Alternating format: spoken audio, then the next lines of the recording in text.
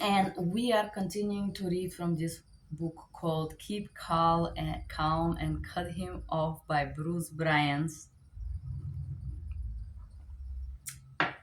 here. Distancing yourself from a man who breaks your heart will give you the clarity you need to see him and the relationship, or the lack thereof, for what it really was. If your taste in a man and the way they show love has not fully matured, the emotional intensity you feel for a guy may actually be a product of your fear of loss. If a guy rejects you but still contacts you with sweet but confusing messages of how much he misses you, those mixed signals will stimulate your feminine desire immensely. His aloofness and intermittent tenderness will draw you deeper into this thrall, and you may find yourself tempted to settle for pseudo relationship where you will do anything and everything in your power to win his heart, no matter the sacrifice.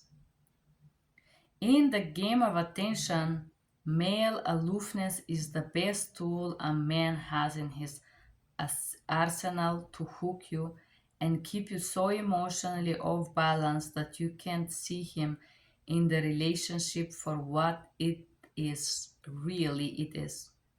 As long as a man can keep you confused with his mix of emotional detachment and predictable tenderness, he can get what he wants from you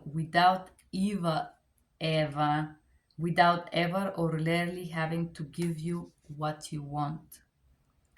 You will be so busy thinking about what he wants, how to make him want you, and how to make him happy so that he can want you, that you will neglect to really consider whatever or not he is actually interested in making you happy. This is one of the reasons why cutting contact with men who reject you is so vitally important. The seductive power of a man's emotional detachment and intermittent displays of desire cannot be overstated. I am not suggesting that as a woman you have no choice but to fall prey to such a male seduction tactics. What I'm suggesting, however, is that keeping in contact with a man you love or wanted, but who has rejected you, could you judgment regarding both him and your relationship with him. Cloud. So sorry, I would read this again. What I am suggesting, however, is that keeping in contact with a man you love or want, but who rejected you, can cloud your judgment regarding him and your relationship with him. Cutting him off stops you from focusing on the wrong things after a breakup or rejection. Your minds need to be focused on getting over him, getting on with your life, and how you can avoid making the same mistakes in the future. Allowing him to pop in and out of your life as he ten- tender tenderizes you with sweet nothings and memories of shared experience will compel you to focus on him and what he wants as opposed to what you need. You may find yourself trying to analyze his latest texts or interactions with you, all in the attempt to figure out what does he want, not realizing that you are wasting your brain power and sanity on someone who doesn't even know what he really wants himself. In order to get a clear view of who he really is, how he treated you, and whatever or not you were actually happy getting your needs met in a relationship, you need to create some distance between you and him. You need time and space away from him so that you can cool off of him enough so that you can see his flaws much more clearly and free of distractions.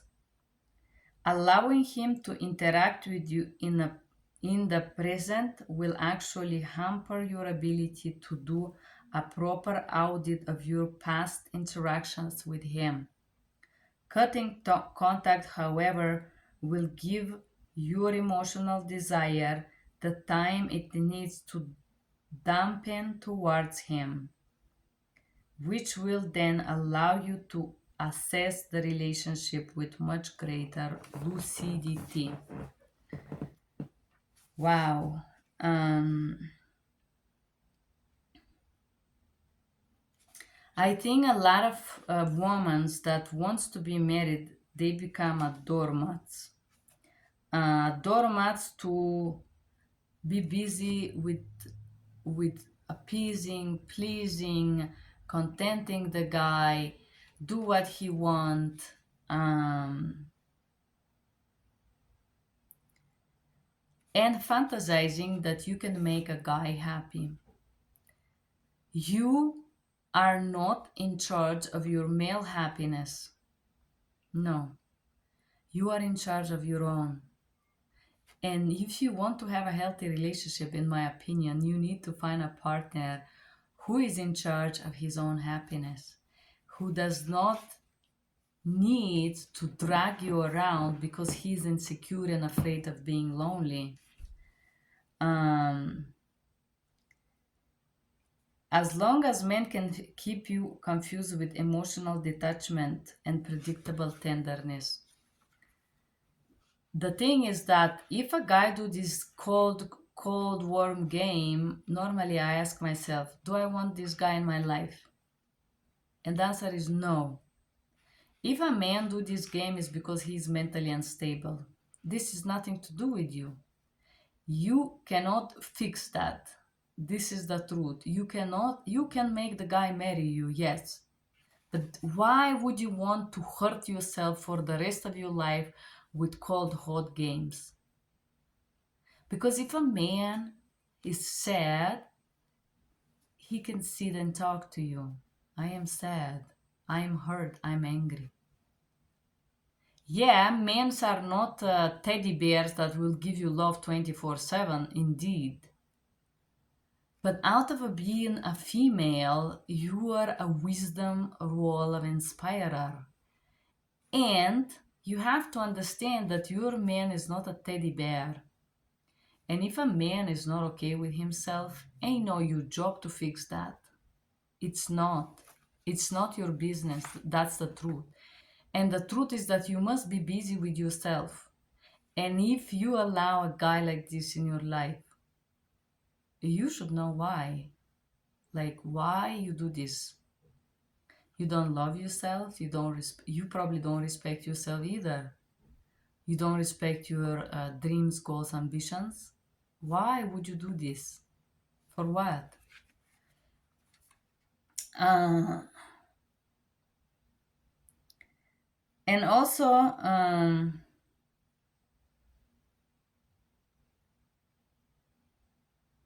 the thing is this that when you give your time to the wrong guy or the wrong work, the wrong organization, the work, the wrong friend, the wrong vibe, you remain confused. So confused. Because a person says one thing and they do something else. And you have to trust the Bible here. They say Bible is the oldest wisdom book. The Bible says one phrase.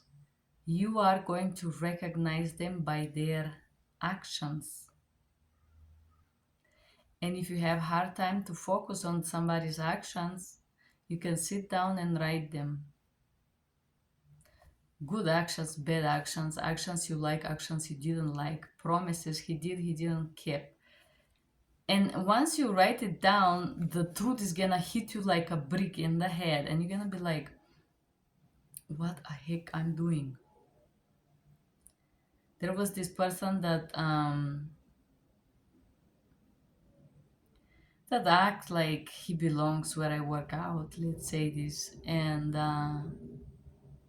he showed up there last week, and he is somebody that I met at work, and then I met him in vacation as well, and during this trip we had a kiss. And I remember I looked this guy and I was like, what the fuck you were doing, Joanna? Like, why did you kiss that dude? Like, what the fuck is going on in your head, girl? Get your shit together. Saying that you don't give a time to the wrong person. And you already know this guy is wrong for you because you're watching this video. And that's why you're reading this book with me. It's very beautiful book, and I advise you to keep reading it together with me and share below your thoughts about the wrong people that you allow in your time. Remember, your time is the most precious thing you have in life, and the thing that you cannot take back. Time is the most precious thing that you cannot buy and you cannot reverse. Your time is the most precious thing, and my time too. Respect your time.